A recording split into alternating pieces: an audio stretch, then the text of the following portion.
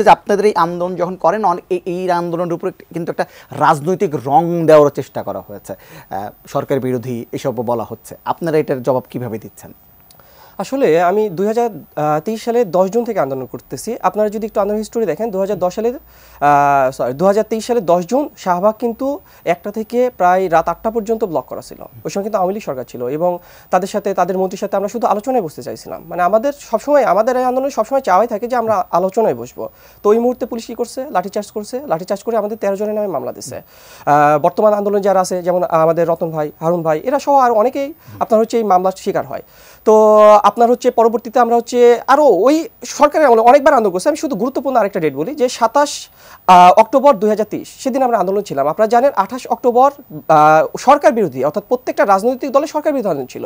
তাহলে 27 তারিখে কিন্তু ওই সময় আমরা আন্দোলন ছিলাম। ওই সরকারও কিন্তু আমাদেরকে বলতো যে আমরা জামাত শিবির বা বিএনপি পন্থী, এই জন্য আমরা আন্দোলন করি সরকারকে বিব্রত করতে। সহজ কথা বলতে ওই সময় তাহলে আমরা ওই সরকারকে বিব্রত করছি। এখন তাহলে যদি এখনো কেউ যদি আমাদেরকে পলিটিসাইজ করতে চায় তাহলে এখন তারা আমাদেরকে তাহলে বলবে ছাত্রলীগ।